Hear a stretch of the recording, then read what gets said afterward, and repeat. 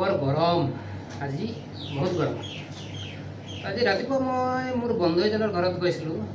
গৈ প্ৰথমতে দেখি পালোঁ সিহঁতৰ ঘৰত এটা সৰু বাচ্চা নাকেৰে তেজ ওলাই আছে। কি কাৰণ নাকেৰে তেজ ওলাই আছে মই সুধিলোঁ।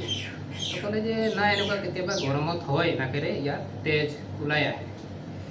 কথাটো হ'ল এতিয়া নাকেৰে তেজ কি কাৰণে ওলায়? তো ইয়াৰ কাৰণ আছে কিছুমান। ইয়াৰ কাৰণটো এনেকুৱা যে গৰম দিনত কি হয়, আমি যিটো উশাহ লওঁ, বায়ু যিটো লওঁ, সেইটো কি হয় আচলতে গৰম দিনত খুব গৰম হৈ থাকে।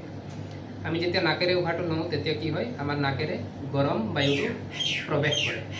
সেইটো সময়ত কি হয়, আমাৰ নাকৰ ভিতৰত কিছুমান চেল আছে। সেই চেলবিলাক কি হয়, গৰম বায়ু লাগি লাগি লাগি লাগি একেবাৰে সম্পূৰ্ণ কি হয়, শুকান হৈ পৰে। আৰু এনেকুৱা বহুত সময় পাছত কি হয়, নাকেৰে তেজ ওলাই আহিব পাৰে। সকলো নহয়, কিছুমানৰ হয়, সৰু বাচ্চাবিলাকৰো হ'ব পাৰে বা কেতিয়াবা ডাঙৰ মানুহৰো হ'ব পাৰে, একো ডাঙৰ কথা নহয়। তো কথাটো হ'ল, মোৰ মানে ভিডিঅ'টো বনোৱাৰ উদ্দেশ্য এইটোৱে যে নাকেৰে তেজ ওলালে শুৱাই দিব লাগে নে বহাই দিব লাগে, সেইটোহে মোৰ ভিডিঅ'ৰ প্ৰধান উদ্দেশ্য। বেলেগ বিষয়ে মই ইয়াত একো ক'ব নোখোজোঁ যে নাকেৰে তেজ ওলালে কি কৰিব লাগে, কি দিব লাগে, কি শুঙাব লাগে, এইবিলাক মই ক'ব নাযাওঁ, এইবিলাক বেলেগ কথা। তো নাকেৰে যেতিয়া তেজ ওলায় সেইটো সময়ত কি কৰিব লাগে, যদি বাচ্চাটো নাকেৰে তেজ ওলাইছে তাক লগে লগে শুৱাই দিব নালাগে, পাৰিলে বহাই ৰাখিব লাগে।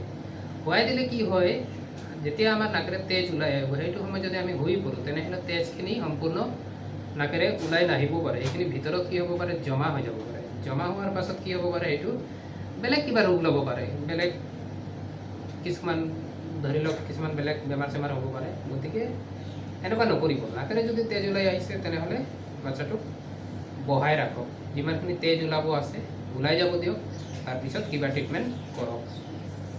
তো আজিৰ ভিডিঅ'টো ইমানেই ক'লোঁ। যদি ভিডিঅ'টো ভাল লাগিছে তেনেহ'লে লাইক কমেণ্ট কৰিব আৰু মোৰ চেনেলটো পাৰিলে ছাবস্ক্ৰাইব কৰি দিব, যাতে মোৰ পৰৱৰ্তী ভিডিঅ'সমূহ আপোনালোকে সোনকালে পায়।